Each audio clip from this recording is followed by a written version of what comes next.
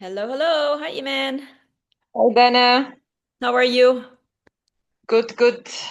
Let me just adjust the volume. Yes, we'll take your time. I'm good. How's everything? How are you feeling? I'm actually quite fine.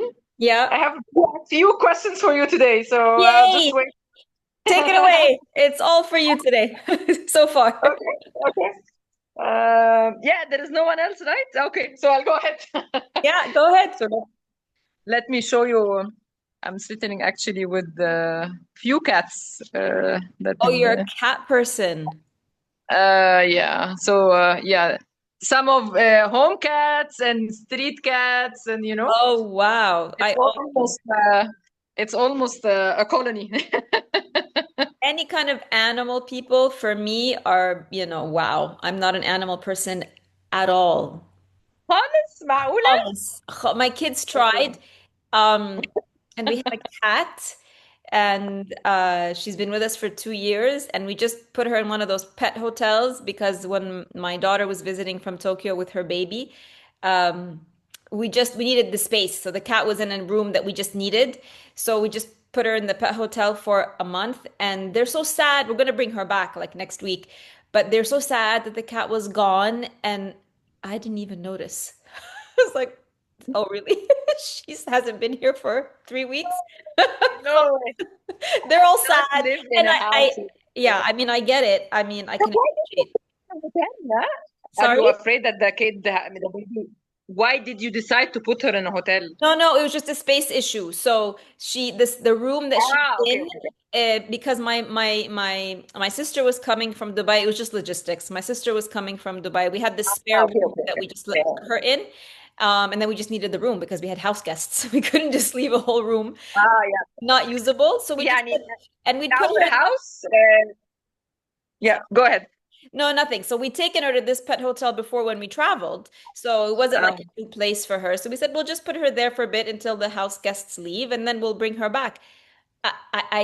For me, it made no difference, but they were so sad, and they can't wait to bring her back. And I but خالص والله. understand. I understand. No, Yeah. in my house, it's the opposite. It's basically them first and then us. Oh wow. Okay. All right. One time when my nieces and nephews were actually younger, we had a very big fight because my sister is not an animal person, and one of the cats started scratching the kids and stuff. And it was Yeah. like a big fight. And of course, for me and my mom, يعني c'est la vie. They need Right. to live with it. Cat. Yeah, yeah, That's it. Me or the cat. yeah, yeah. No, I live now in my personal house because this is my mom's place, but my because I just got married, so I did not take any of my cats, Okay. and I feel so, like torn apart Oh being no. in my house and being in my, so I at least spend 2 days a week at my mom's house, at least. For the cat? So yeah, for mom and the cat. Okay. To be more diplomatic, yeah. Yeah, yeah. Oh I cannot wow. complain. يعني I'm lucky actually that a lot of my friends have pets at home, Yeah. and whenever I go to a house without pets, I feel very weird, very very weird. And now I'm actually in my house. I'm just taking care of a building cat, so the cat Okay. belongs to the building. So at least I have this one cat I'm taking care of. Yeah. It's So always it sounds in. I think my both my parents, and I actually I'm very very privileged. Both my parents have been always animal person. So my mom raised all kind of so animals like hamsters, sulhafa, okay. cats, dogs. My dad is the same. Yeah. So we're a National Geographic family. You know what I mean? That definitely makes it easier. I have one of my brothers is like that. So he has Yeah. four dogs right now, plus he has this massive turtle and then like a snake. Wow. And then he's always been like this his whole life. And we Oh my God. hardly ever go to his house.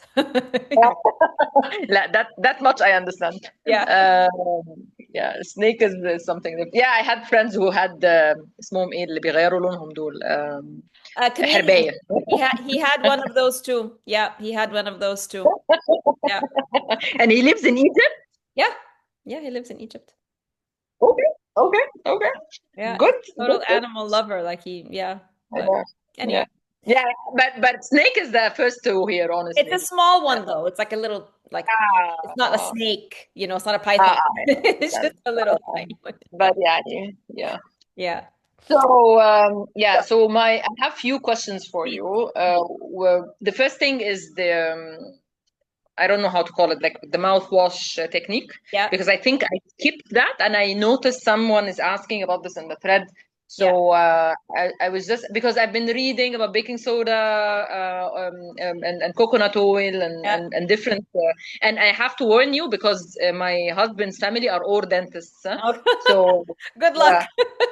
yeah, yeah, exactly. So I just wanted to ask you about this method and how should I start. I develop a lot of flake. Yeah, I don't know how this is Yeah. called. Yeah. Yeah. Yeah, yeah. So yeah. So I just wanted to ask you about this first. Okay. So with oral, hygiene, oral health, if you're looking at your teeth, you're looking at your gums, if there's any type of redness or inflammation or receding gums, Yes. receding gums, at some point I would, if it's starting, I definitely would go to a dentist just to make sure. But in general, the root cause of that, it's inflammation, and the lining of your mouth is Mm, the exact same. It echoes the lining of your stomach. It's the mm, same, what do you call it? It's exact same, hoa hoa. It's the same, it's replicated here and here. mm, When you mm. see issues in your gums or inside your mouth, this is automatically a communication telling you that there's, as inside as here. It's coming Mm, out and it's echoing mm, inside your mouth. mm, So we know mm, that the root cause is inflammation, just like mm, everything else caused by blah blah blah blah blah. You guys know it. So mm. always the first thing you need to do is, and what you're doing is to make sure that you're removing the inflammatory foods. It is a very sensitive area. It will take several months. If you have bleeding gums, if they're sensitive, this could take 3 to 6 months to rebalance. So again, be very, very patient with it, and it will echo what's happening in your stomach almost automatically. Like I know for me, for example, my daughter was here for the past 3 weeks, so there was lots of people coming over to eat, and people inviting her out to eat. So I was eating a lot of things I don't usually eat, and the past week, I want to say the whole 3 weeks, I every time I brush my teeth, I bleed every time Mm, because mm. then Mm. it was also very fat. Like I've been eating the way that I usually eat, and then all of a sudden, ba'azayim and people and things and da Yeah. da da da. So it can show up instantly. Mm, So that's mm. very important that you clear it from the root, which you're doing. Okay.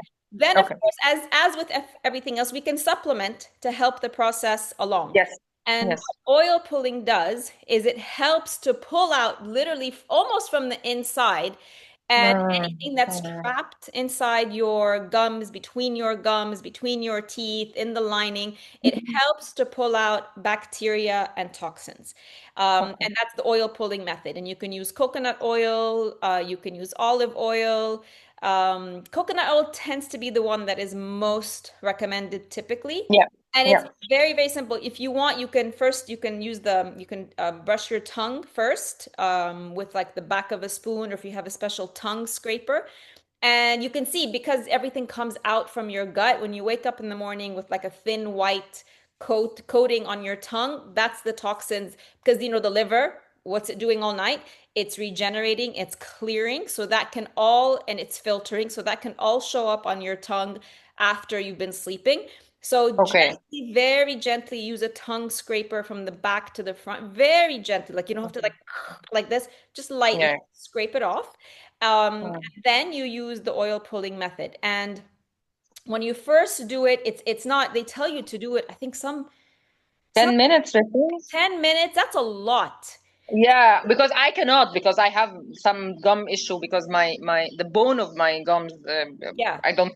At least in the beginning, I don't think I can go for No ten way. minutes. I don't think I've ever done 10 minutes. At the very Okay. beginning, I think I've done a minute, and a minute can seem Okay. very Okay. long. That's very good. That's very Yeah. good. When you're swooshing heavy oil inside, like it's a muscle that you haven't Yeah. worked with before. Exactly. So the Yeah. cheeks get tired, your mouth gets tired. So don't feel like you have to do the full 10 minutes. anywhere near the beginning, not even the Okay. first month, maybe the second month. And so you want to do all of that. It's going to extract, it's going to pull everything.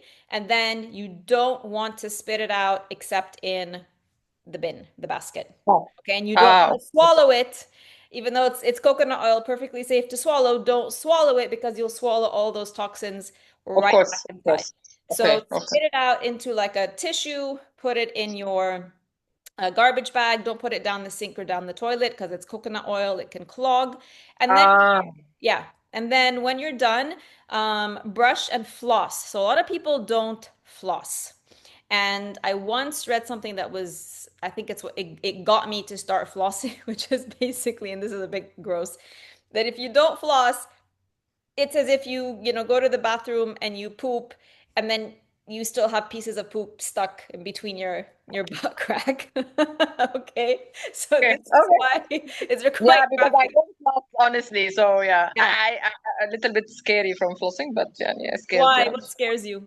I don't know. It feels يعني it's not scary, but I mean بأشعر كده يعني Oh, like that. Okay. yeah. You know what helped me is I got those little, those little Yeah, flossers yeah, that I know them. اللي هم عاملين زي التوث بيك دول. exactly. So I can start with those. Yeah. yeah, start with that because when I was just doing it with the actual thing, I can't reach and then I do it too hard. I yank.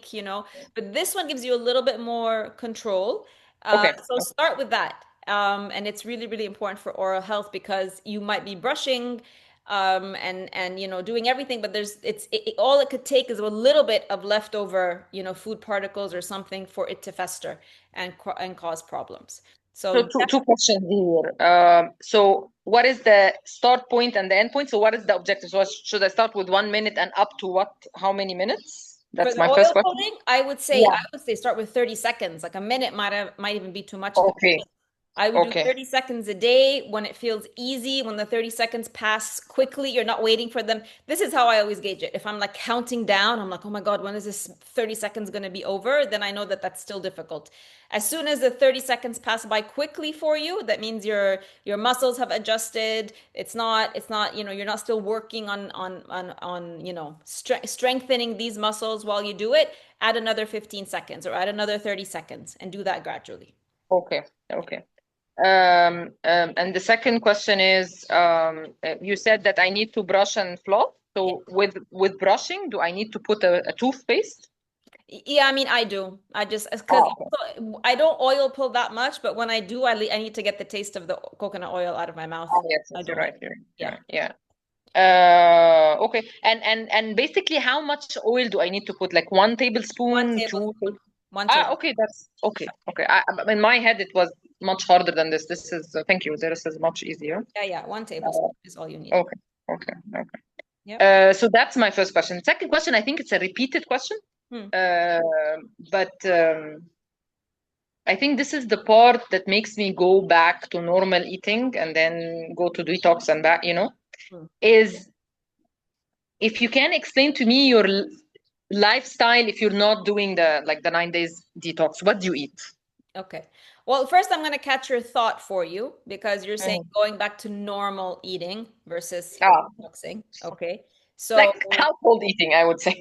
right. So normal eating is what makes everybody sick. So how normal is it? Let's just call it common. It's the common way of eating, but it's not the normal way of eating. We have become so far removed from what is the normal way of eating that now anytime you are eating normally, it's considered detoxing or it's considered dieting or it's considered extreme. But actually, what we're doing is the normal way of eating. Everything else is very much outside of what the physical body has evolved to be able to consume and make use of. So that's the first thing. So start working on that mindset shift for yourself. In terms of what I do, when I'm not doing a 9 day detox, I'm fruits, vegetables, and animal protein. That's the easiest way I can explain it. So every morning I do either a fruit salad or a smoothie Yeah, every I do. Yeah. so that doesn't change Mm. except if I travel. Okay, This is good. literally Mm. the constant that no matter what I do, even if lunch and dinner are a bit different, breakfast is always a smoothie or fruit salad. Always. Okay.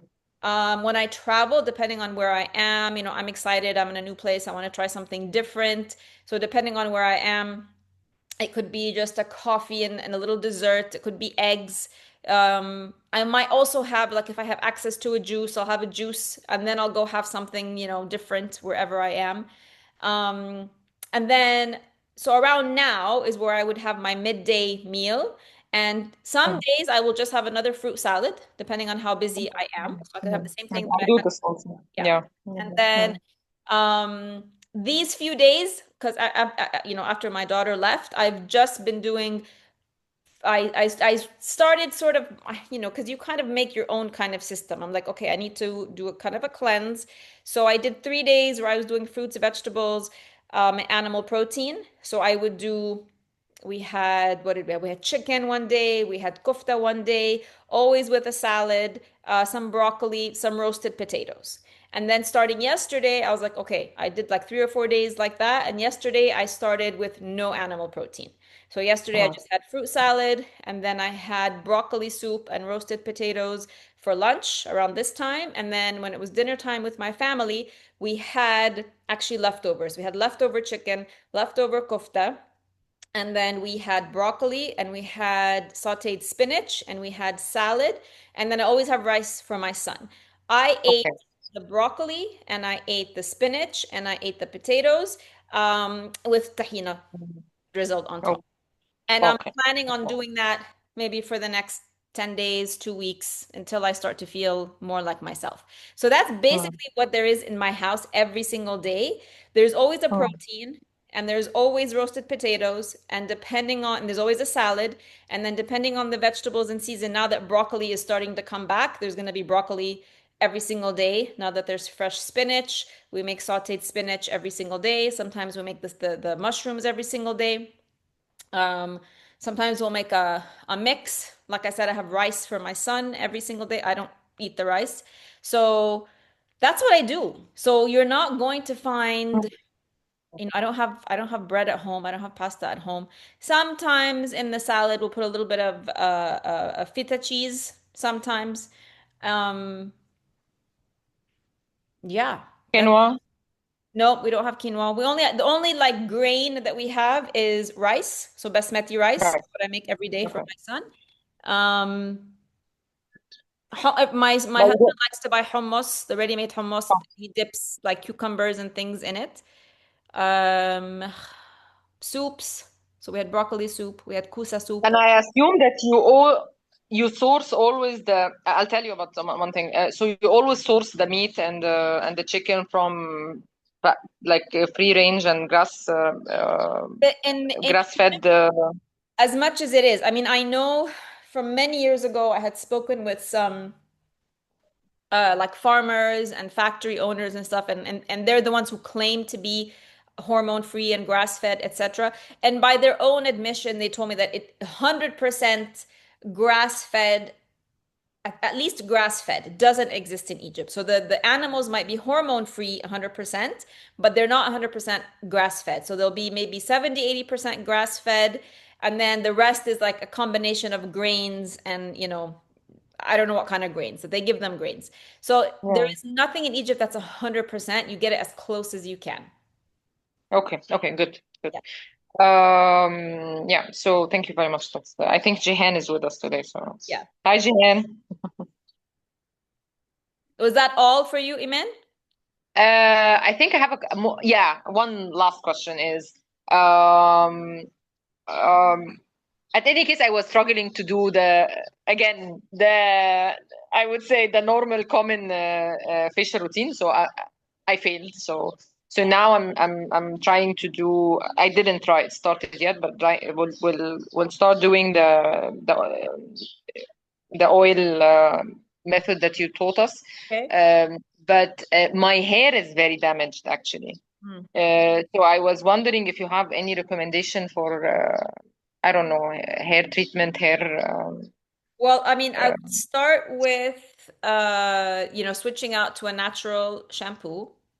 because all Okay. the regular shampoos on the market, they all have an ingredient besides the sulfates and all of that. They have another ingredient called dimethicone, and look on your label to see.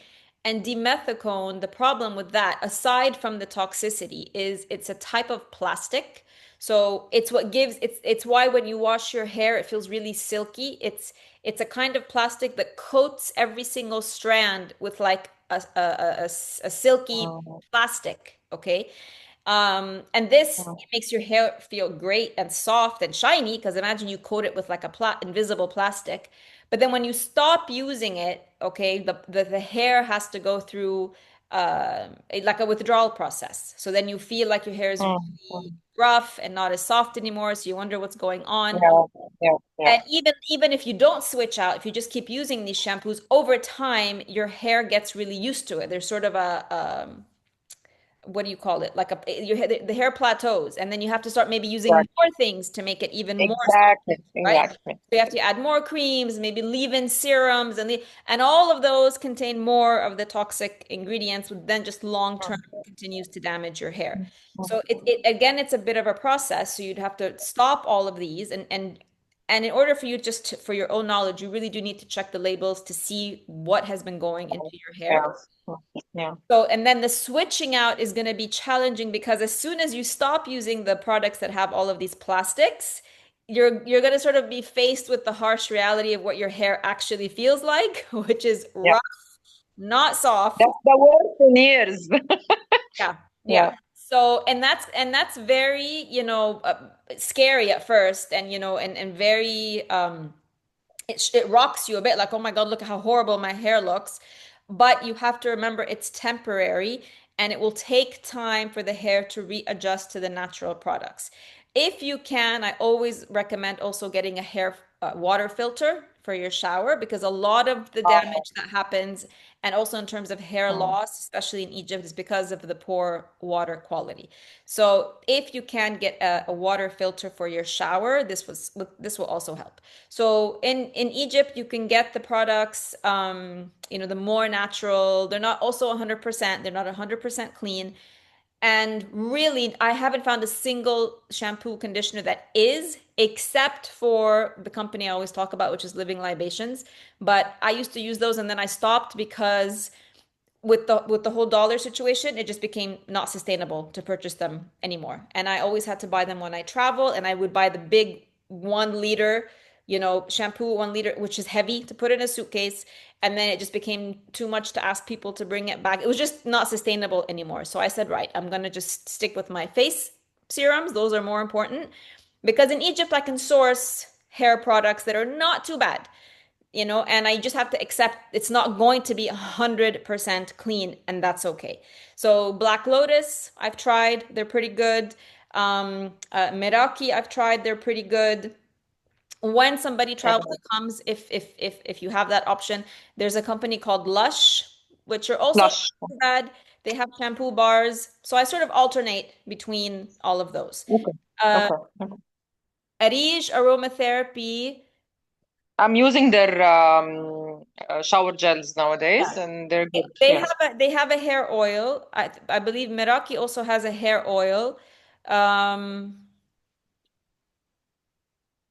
I think those are the two local ones that have hair oils that you can use, follow their instructions. I personally find that any hair oil I used in the past, if the instruction, for example, was to leave it on overnight and then wash it in the morning, it was too much for my hair. So now what Yeah, I me do too. is I'll just Mm, put it on, for example, for 1 hour while I do my workout, and then I wash it off. So no more than, 45 minutes to an hour. Um, mm. Almost sometimes I do 3 or 4 times a week. Um, Okay. this I find really helps. Like when I'm consistent with it, I see that the hair loss is much less. My hair feels really good. Like anything else, it requires consistency for you to see the results. And it's that part Yes. that's hard, right? It's just like being like on top of it and being regular with it. But That's great. and then there's all the natural ways. Like I've never tried them, but like my daughter is really into it. Like she'll look up like, I don't know how to make like an avocado egg mask and put it on your hair, and she'll do Yeah, yeah, yeah, there's, yeah, there's things yeah, like yeah. that. I've never done, I don't have the patience for all of that, but every time she does it, she's like, "Oh, like my mom, look at my hair. It looks amazing. You have to try it." I'm like, "Okay, okay, come on." I barely have time just to do the oil, you know? So there are things Yeah, that lots of recipes like that that you can look up. But again, yeah. it's about the consistency. Um, Mm, and just be really, really patient with it. Just be really patient. okay. Yeah. The one good piece of news is that my hairdresser last time told me, "Did you dye your hair?" I think I lost bit of my white hair, and Amazing. then I was like saying, I'm planning to buy this the thing that you recommended, but Yeah. around Christmas. Yeah. But already I feel because شعري من هنا كان مطقطق literally, Okay. and I feel I have less white hair. Yeah, There you yeah, go. yeah, There you go. I mean, yeah. it has been done. You know, white hair has been reversed using just nutrition. So that's not Yeah. surprising. That's a great sign of healing your adrenals. So your adrenal glands, it's a Yeah. great sign because they're the ones when there's too much cortisol, your adrenals are pushing too much stress, basically. It shows up as white hair. So as soon as you start to see less, at least, we know we've lowered cortisol levels, you're healing your adrenals, which is a great sign. Amazing. Jehan has a question. Yeah. Hi, Jehan. Hi, Shehan, go ahead. Hi Dana. How are you? ايه الأخبار؟ الحمد لله. You? Good. Alhamdulillah, all good. طيب, several things to follow up on the discussion about oil pulling. I've been oil pulling for years. And, Amazing. and when I started to do it, I had learned that you do it for 15 minutes to 20 minutes. So Yep. that's what I do. Wow. And Wait, hang on, after hang on, hang on. Tell us. So how long did it take you to get from like a minute to 15 minutes? Bussy, I can't remember because that was quite a while ago. Okay. But I think when they said you do it for 20 minutes, so I do it for 20 minutes. Oh, right away? Wow. Maybe 10 minutes, let's say, and then 15 minutes, then 20 minutes, something like that. Okay. But and then for some time I stopped, and my friend who's going through menopause sooner than myself, she said that she started to have gum issues. Okay. And then she asked me about oil pulling and so on. So I realized that it could help me as I navigate through perimenopause. Yeah. So that's when I went back again religiously to do it. And what I afterwards I what I do is heat up some water, warm some water, and add to it some salt, Mm. and then wash my mouth with warm water and salt, and then also wash my nose.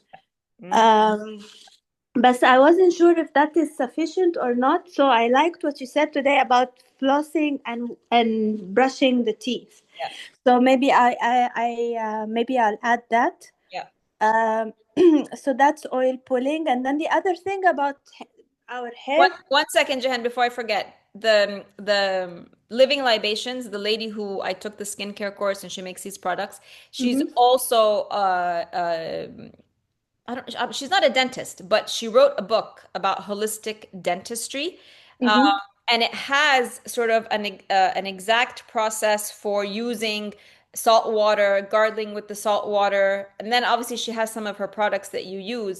But if you're interested, tag me in the group because it was Yes. a fascinating book Yes. and fascinating book, very short, and it talks about the issue that where the origin again of these issues come from, and how she even goes as far as to say you can reverse your cavities naturally, and she tells you how to reverse the cavities naturally. Maybe, Iman, you want to hide this book from your husband and his family when you read it. But Yes, absolutely. it's fascinating. Like, even if you don't, it's always so incredible to hear the other perspective. And just because I trust her, because I've trusted her with my skin, and Mm. everything she said about my skin turned out to be true, and everything I did when I followed her instructions turned out to be true. I haven't followed this yet. I have the book, so I don't see why, when somebody you just they've built up the trust and their credibility, so you just know because of other things they've said that this also must. Mm. So I do believe that it would, and Like I said, the only drawback is you might have to order some of her products. Like she has a gum, she calls them gum drops. It's like a gel for the gums and things like that. But I think she also gives the option of how to use her process without. So this is a great book. I highly recommend it. And I just remembered because you said the salt, because she does Mm. recommend gargling with salt water morning and night. Yes, you know, Dana, I heard that doing that, not only in your mouth, but also in your nose, it protects you from viruses. And this is something I used to do during Corona. Yani it's a protection mechanism that is useful for you on a daily basis. How do you do it in your nose? زي الوضوء. Oh, you just swoosh it in, yani. Yes. Okay, okay. All right. So you don't actually take it in your nose. You just No, no. whatever ends up from the Whatever swooshing is ends good. up, we do Okay, it got it. times. Yani if I have a cup, if I have a mug of warm water, for example, Yeah. and half of it is in my mouth and half of it is in my nose. Okay. And So Jihan, if I may ask, you do it before the oil pulling or after? after, this is washing after oil pulling, Yeah. Okay, because I got it. you want to clean your mouth from the bacteria that came through the oil. No. Yes. I'm sorry about all those. We have a lot of building activities going on upstairs and downstairs. So I apologize for that. What I wanted to say, Dana, is I want to keep things as simple as possible. Yeah. So I have nothing against mouth gel, but I want, salt is so easy and warm water is so easy. Yeah. And it helps me to maintain it on a daily basis. Yeah. No. Yeah, definitely. Do what works. Do what works. Yeah. So that's oil pulling. And then regarding the hair, for some reason, I've lost interest in dyeing my hair, or lost hope. I don't know. Yeah. So it's really white, huh? And I've been detoxing for several months now. Very, very white. Does that mean that the cortisol levels are still high, or does it mean that خلاص, this is the way I am? It could be that this is just the way it is, especially if it's been that way for many years. So if it's not something that was just starting to show, but the product that I recommended is not a hair dye, just if you're interested. It's a hair color restorer. So when you use it, you don't just get a color attached. It just brings it back a little bit to its natural color. Other than that, I know that it's theoretically true, right? How long can it take, and is it true for every single person? This I'm not sure about. One thing I do know that is said to help it along is spirulina. So if you want to add spirulina to your smoothie every single day, spirulina. I'm taking spirulina every day. Okay. You reminded me, actually. Yeah, spirulina So is spirulina to the smoothie, add spirulina to the smoothies, huh? yes. Okay. بصي يا Dana, when I added it to the smoothie, I noticed that it doesn't blend. So so now I have it after the smoothie. That's fine. You mean you put it in the blender with all the other ingredients and it doesn't blend? Yes. Really? Yes, the tablet stays a tablet. It doesn't No, not a blend at all. tablet. You need to get spirulina powder.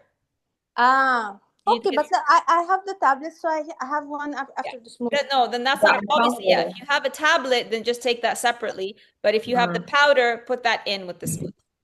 طيب. Now something else I mentioned on the group. I've noticed that I now have more PMS symptoms than I used to have when I was following a cleaner diet. So, and this is something you already mentioned. So even if you don't have an immediate reaction, your next cycle might be affected. And I made the connection وخلاص. Okay. But what I noticed is that my cycle is not on time. Yani it's been more than a week now, and I've never had in my life such delay. Yani usually it was on time or a bit early. And how was the flow usually? Um, the flow is getting less بس يعني that's been ongoing for months now يعني that's for me خلاص that's the normal يعني less flow Yeah. than what I used to have مثلا 2 years ago بس this time round it's delayed يعني I have يعني my breasts are swollen I have the pain there which I used to have as a child وكله Yeah. but it's not coming and it feels like it's coming now and it's not coming for a week or even more now. Okay. But this is the first time it's happened. Is it again related to the messing up I've done or the not messing up? No, it could be, that really die hard detox teachers and teachers I've worked with. They will tell you that actually menstruation, like the process of bleeding, is actually optional. That, and I meant, and I answered this for somebody in the group today, that your uterus holds on to blood, and the monthly bleeding is a way of releasing toxicity. The same way that you go to the bathroom, whether you pee or poop, the same way that your skin releases toxins, the same way that you sweat. Another way, another method, another pathway to releasing toxins is the blood that we release every month in menstruation. So, this is why when you first start to detox, after maybe 2 or 3 cycles, you start to notice that the cycle becomes shorter and the blood becomes brighter, more red, sometimes almost pink, like a fuchsia color, instead of dark red and brown and blotchy. So when you have dark brown, blotchy, lengthy periods, this is a sign of inflammation. It's a sign of the more brown the blood is, the more old it is. It's not fresh that month, it's maybe the month before or the month before. It's backed up and it's stuck and it's not being able to be released because there's so much inflammation in the body. So as soon as you start to change how you eat and clean up your diet, the body's going to start to get rid of, the regular monthly blood plus whatever is backed up. And then little by little, your cycle gets shorter because there's less to release and the blood gets more pure. It doesn't have toxins anymore. So you see it clearer. Sometimes it's almost see-through. So these are all amazing signs that the body's healing. So the true diehard detox teachers, some that I've worked with, will say that you might get to a point where your body's so clean it doesn't have to bleed at all. And it's really important to note that reproduction, and I know women will get worried about missing a period, not being able to bleed, but reproduction is not about the bleeding. Your ability to reproduce is about ovulation. And ovulation is not tied to bleeding. So you can ovulate without bleeding. So that's the important thing to always, if you're worried, right? You want to make sure that you're always ovulating. That's why you know how some women after they have a baby, because the hormones are messed up and everything, they might not, and they're breastfeeding, they might not have a period for a few months. And so they think, oh, okay, I'm safe. I can't get pregnant. And then they get pregnant without having a period. It's because they're still ovulating. So we have to start sort of to separate the two in terms of just worrying about not having a period, okay? So whenever you're concerned about, especially now that you're eating clean and you're tracking, because your period is a way of tracking your healing. So the Yes. more that you have a shorter, and then some women also worry that when the period gets less, it means it's a less healthy period. Like we're always sort of taught like when it's a good period, like when it's, long and it's like it should be there like as evidence of whatever womanhood. So when it gets shorter, women also worry that here I had this long period and now it's only a few days, like it sort of feels like a malfunction of the system. But again, the reason it was long and prolonged before is because there's so much the body's trying to release. So signs of healing every single month is a period that's shorter, maybe even 2 to 3 days.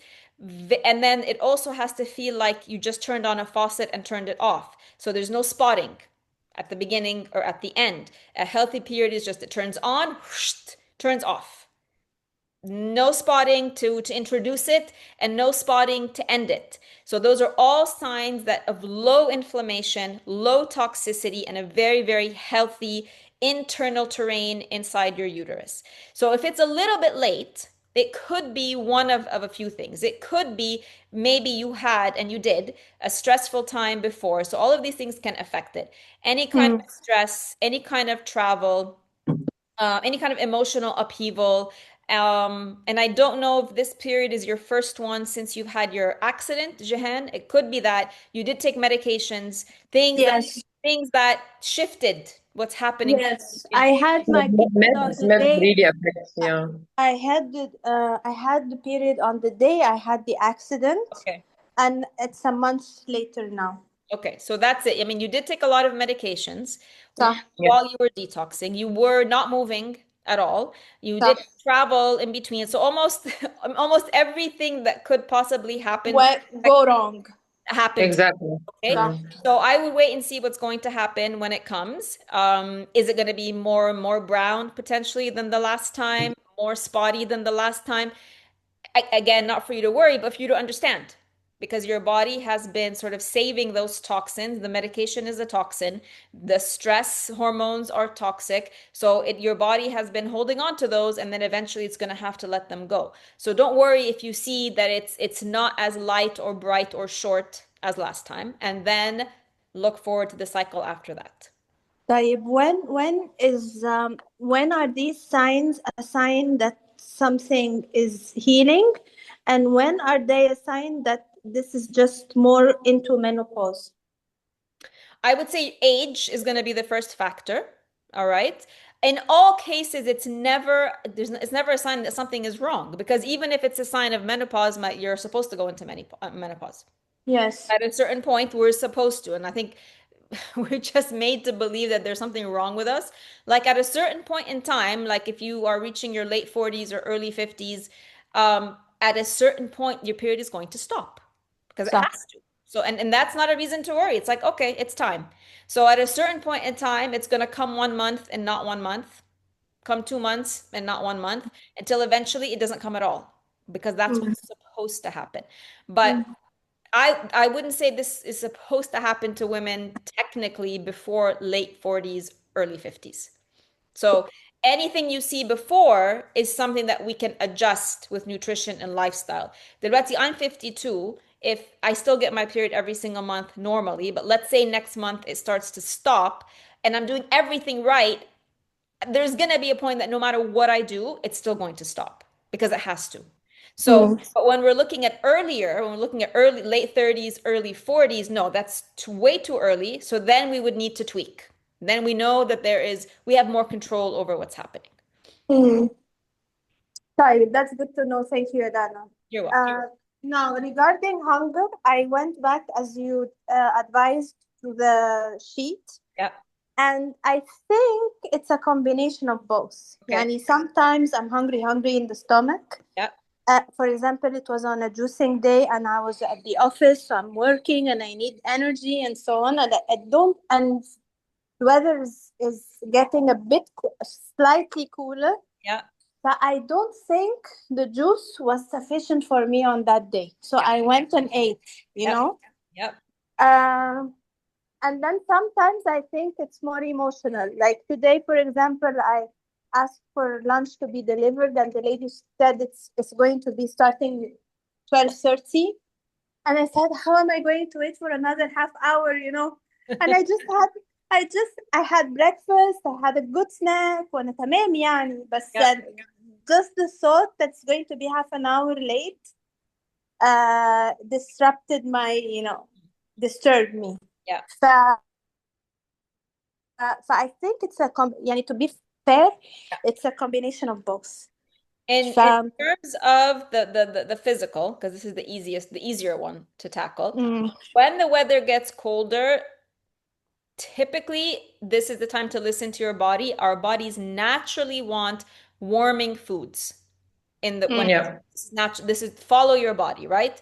The same way that in the summer it's really hard for you to eat a really hot, heavy meal, right? Or to have a bowl of soup in the middle of summer, because the summer your body needs cooling foods. So if you feel like you want a day of juicing, I would do a day of soups instead. warm soups, because it's not that it's necessarily not sufficient, it's that it's just not in alignment with what your body needs as the weather is changing. So Mm.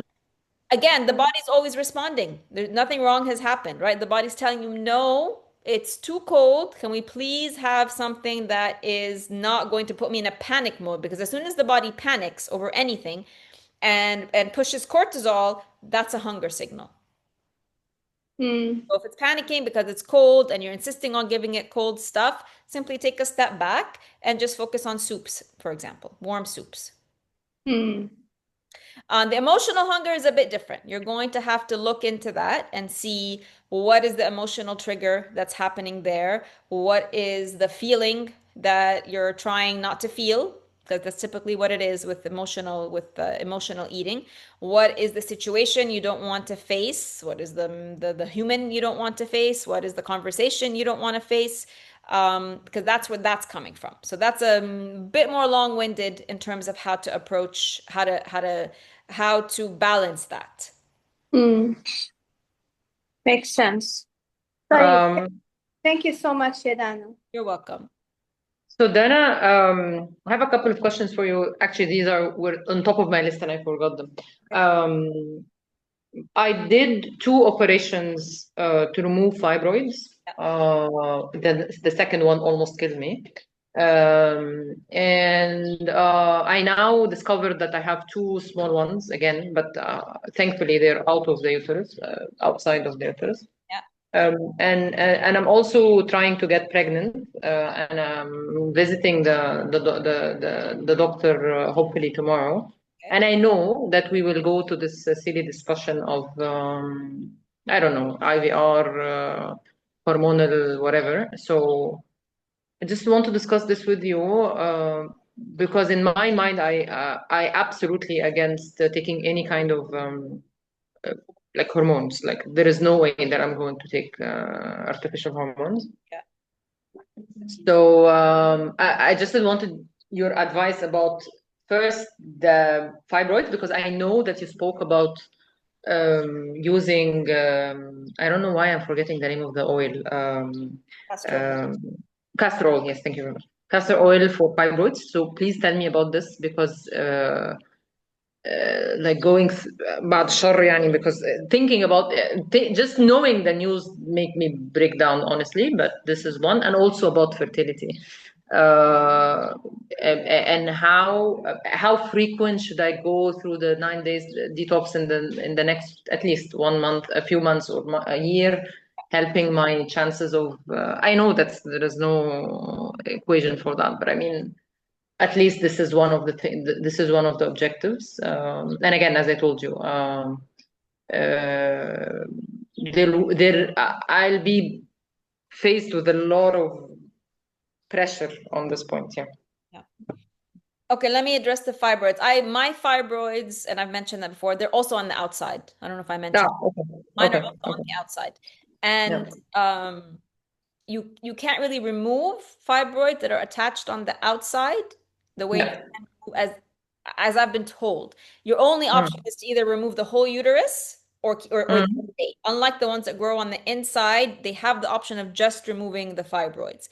I've done both, by the way. I've done the one. The first operation was outside. The second operation was inside. Oh, so it is possible to remove the ones on the outside. Yeah, I did, but I did a C-section. Okay, all right, okay. So when I was told this, I was like, I was 45. I was like, I'm not removing my uterus, or maybe because the way mine were shaped, or maybe too big. It was like, just remove. Yeah, mine was too big. Mine was that's the reason. Yeah. So I didn't, and then I shrunk them. One was there, I think 12. I didn't know at the time if 12 was considered big, but one was 12.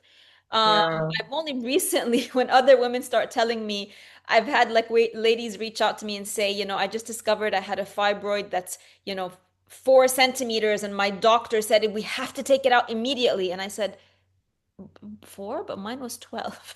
Mine was 13. Yeah, and I shrunk it. So the 12, the last time I checked was 7 years ago. So I haven't checked. I don't go to gynecologists. So the last time I went, and the only reason I went because I just went to remove my IUD. So it shrunk from 12 to 7, I think. And then I had one that was 8, and I think it became 4. I haven't Okay. checked since then. For me, sort of the barometer is because they caused me very heavy, painful periods. So Yes. after and this was already after I had become a health coach and after I was already eating clean. So then that's when I went into deeper detoxes. And then when I did the deeper detoxes is when all the pain went away, the heavy period went away, everything went away. So you can shrink them. We know that. And I've had many clients who have shrunk their fibroids ever since. So number one, yes, 100% you can shrink them. I think it took me about 6 to 8 months. So again, because they don't just sort of, for me anyway, I don't know when they started, but they must have started sometime in my 30s. So they do take time to grow. They don't just sort of sprout all of a sudden. You might discover them all of a sudden. But so it does take time to shrink them. In terms of fertility, have you been trying and it's not working? So they know that. No. I just got married. We just I got married in February, and then I had this operation in March. So I would say I got married in May, practically speaking. Yeah. Okay, so then why is there an assumption that you need help with fertility? I'm 42. This is my first pregnancy. No, I'm just saying that this is going to be how can I say, like the mainstream Right. Okay. way of doing things, and yeah. So that's So I would say the most important thing, yes, fertility and your reproductive system is no different than any other system in your body. It needs the raw materials, it needs the vital nutrients in order for it to function optimally. So yes, going through the 9-day cycle with your okay. husband, So the advice is always given to the woman, right? The advice is always like it's the woman who has to go through unless there's an obvious issue with the man, right? But what people don't realize is the same way that we're looking to amplify the quality of your eggs, Yes. amplify the quality of the sperm. There's the 50-50 here working together. So you can't have low quality eggs and low quality sperm. And the quality of his sperm, just like the quality of your eggs, just like everything else, is affected by what he's eating. So I don't know if you can have every time I've mentioned this to all of the women who come to me with fertility issues, they all tell me I can't have this conversation with my husband. So I don't know if you can. I don't know if your husband is ready to do this with. I think I'll have the same answer, but mine is even worse because he's also doing smoking and now is up on alcohol as well. So all of this is but at least he's starting dieting. He's starting to diet. So we have this smoking discussion almost for 10 years now. So it's impossible. But I mean, yeah. So I'll ping you on this. I don't know. It's just a laser treatment that actually helps people stop smoking that I'm trying to talk to. I have a message me. There is an app. I've never smoked, so I don't know. But it is, the movie that I shared on the group last month, the Super Juice Me movie. Yes. So the creator of that, Jason Vale, he used to be a heavy smoker also. And again, when I say like you just trust somebody because you've seen them do something else so well, that you tried it and it works. So he's created an app to help people stop smoking, I think in 2 days. So Wow. I can't speak for it myself. Obviously, I can't say here I've done it, it works. But because I know everything else he does works, I trust that it would work. Amazing. Definitely, please. I'll ping you on the group. Absolutely. This is the nightmare of my life. Nightmare. Because my dad was always a smoker. I always hated. Like I'm a social smoker. Yani. I'll do once in a month or something. But yani, sometimes I use it just to stop clogging my nasal. But I always hated smoking. Now that we are in this house, I just hate the fact that he smokes in the house. He doesn't smoke in the house, honestly, just by the window, but still. A very important conversation to have. He has, a 50% responsibility in the creation of this baby, just like you. It's not just on you. So so I've had 4 concrete success stories with fertility. Okay. 2 at that age, right? Sorry? With that age bracket, I mean. So one of them, 40, she was 41, and I think her husband was 50, and it was their first baby. And Yeah. they both did the program, and she got pregnant right after. And they had been married for maybe 5 or 6 years. Okay. So this one was they both did it, both above 40, pregnant right away. The other one, I didn't know until recently actually that she had done it with her husband, but this was her third baby. So she had had two babies and then she'd been trying, I think, for about 10 years, unable to have the third. Then she told me we did this detox and I got pregnant right after. The other Okay. two, I'm not sure. I'm gonna just say their husbands didn't do it because I don't know. Um, Okay. but they did it and they got pregnant right after doing the program. So this one is always up to God, right? So Yes, yes. this one is always up to God, but God has given us a responsibility, and He said, I'm going to work with you. If you're going to pursue something, I'm going to help you. So you have a Yeah. responsibility to do everything that you can do, and then you leave the rest up to God. So Yeah. definitely keep repeating the 9-day cycle, and you would need to give you and your husband a chance of at least 6 months before any kind of conversation about external, Yeah. procedures Yeah. comes into. Yeah. Yeah. And Yeah. then I would say you do need to find out when you ovulate. And that's very easy for you to do. You just go to the Yeah. Yeah. I have a tracker. Yeah. Yeah. get the ovulation kit, know exactly when you ovulate. Um, and then you just take it from there and be very relaxed about it because the more you Ovulation stress, kit? There sorry, is an ovulation kit? yes. What? In the Ah, pharmacy, you know okay. how there's a pregnancy kit to see if you're pregnant? There's Yes, one yes. where you also pee on a stick and you follow the instructions so that it can tells you the exact day Ah, that you're ovulating.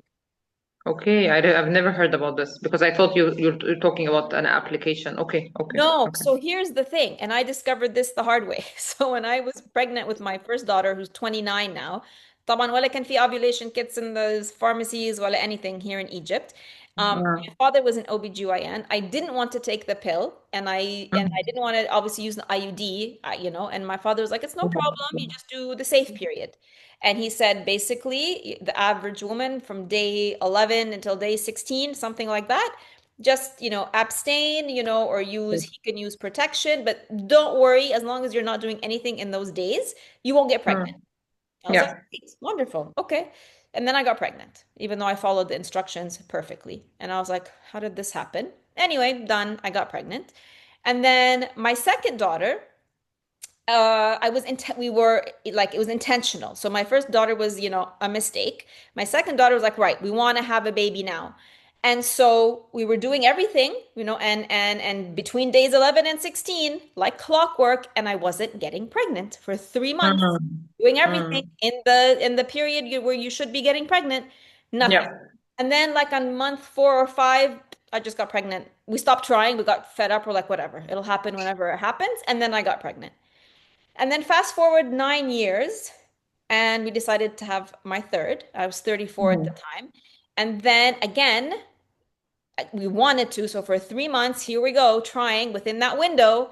Nothing, nothing, nothing, nothing, nothing. And mm, then mm. somebody said, I don't know where I saw it or where I read it about, Okay. do you know when you ovulate? And I said, well, yeah, obviously I ovulate sometime between day 11 and day 16, like all women. And I was just reading this article and it said you really need to find out because some women ovulate sometimes way before that, sometimes way after that. But in all cases, you need to know. Okay. It's part of knowing your body.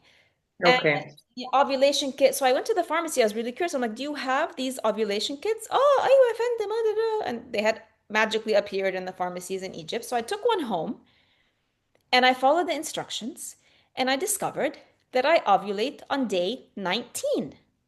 Wow. So that would explain why my first daughter, I avoided the period. I was like, okay, now I'm good. Mm, Day 16's over. That's why I got pregnant. And then it explained why with my second daughter, I was trying during that period, but I wasn't ovulating and then randomly got pregnant. And so then when I discovered that first month, I got pregnant instantly because I went okay. and did it on day 19. Yeah. Okay. So you Okay. have to find out when you ovulate. That's a great tip, Dana. Yeah, You have I'll to find out definitely. when you ovulate because you could be doing because they just tell you the range, right? And it is Yes, for yes, most yes, women, yes, that is the range. Wasn't for me. yeah, Day 19 is yeah. really off. Yani. And especially that I have a 28-day cycle. So I ovulate 9 days before Mm. I menstruate. So you need Mm, to mm, discover mm. what day you ovulate. Okay, thank you very, very much. You're That's welcome. great tip. Jihan, go ahead. Dana, I forgot to tell you something related to my question about hunger. Yeah. يعني the half part of the day I'm doing beautifully. The Mm, smoothie, lemon water, cucumber, كله تمام. okay. Healthy snack. Mm, Lunch is a salad and broccoli, mushroom, asparagus combo. okay. And then it's the evening where the trouble happens. Before or after your meal? Sorry? So before or after the evening meal? The No, trouble. before. So I crave a pizza, or I have something يعني yeah, lentils, for example, or a variation of in Lebanon they have a variation of kosheri which is only lentils and rice, for example. مجدرة مجدرة. Yes. I mean, So there's nothing wrong with مجدرة, right? You can do a lot worse than مجدرة يعني مجدرة يعني if the craving is if the option is pizza or مجدرة, go for مجدرة يعني. I see. One day I went for mjaddara, one day I went for pizza, and then the third day I went for lentils. Okay, so are you having your protein only at your last meal? لا ما هو أنا I was trying to repeat lunch and dinner as I used to during the detox. Okay. So I think I'm a bit bored Yeah. بصراحة. And it's also And I this is another cold weather thing. So yes, cold weather thing yeah, / boredom yeah, / I need more variation or yeah, even more protein, whether it's animal or vegetable. For example, today I had a salad with chicken. yeah. Uh, ف فبصراحة I'm confused because I want to heal from the medication and everything else that you mentioned, but I'm not able. I'm trying. It's as if I'm trying too hard, and when I try too hard, so I said I mentioned this to you earlier. I said I'm going to eat this asparagus combo for 3 days, and then for 2 days I juice or try to juice for 3 days. But it's like trying too hard, and then it crumbles on my head. Yeah. This is definitely a changing of seasons. This is a weather thing. And when it gets cooler, we need the warmer foods and we need the grounding foods. All right? So there's nothing wrong here. خالص. The thing is يعني ايه grounding? yani something that just is more like grounding. How do I explain grounding? Something that sort of stands you stronger in the time, right? So what's happening now is you're listening, nothing's wrong. Your body's giving you the signal, right? So this is Mm. we don't want to override the signal. Remember what we said. Detoxing can still happen. It's just slower with clean eating. So, you have the deep detox, you have a mid-level, and you have a slower level. There is nothing wrong with doing fruits, vegetables, and animal protein, especially in winter when the body needs to feel more grounded, okay, and Mm. because of the change in seasons. So I would recommend you add animal protein at lunchtime because Mm. this will help to ground you and keep you more full, and then also have animal protein in the evening. You can have in both meals? Have it in the winter time, yeah. And if that's what you feel your body is gravitating towards, and then you try it and you feel like the cravings and the trouble in the evening goes away, then that's what your body needed. And it might But be that it needs maybe a plant protein at lunch. Maybe you add some lentils to your salad. Maybe you add a yes, lentil soup next to the salad. Okay, yes. experiment. Maybe it's that, or maybe it is a piece of chicken, or maybe it's a piece of fish, maybe it's a piece of meat. And then see how the rest of your day sort of unravels when you switch out that middle meal. Are you still just as hungry at 6 p.m.? You're still having the cravings. And then again, you want to see, because also at the end of the day, typically what happens if you're depleted emotionally on any level, at the end of the day. So if you've had a difficult day at work, if it's been a long day at work, if you just feel like maybe you gave more than you were given, you weren't supported enough, you just feel like you were depleted on any level, that's going to show up as an emotional craving. And that's صح pizza, right? صح So you also want to be clear on that. But the easiest thing, like I said, is to address the physical first. So if it's a matter of, I'm going to just add in the protein and see how that works, that might solve it.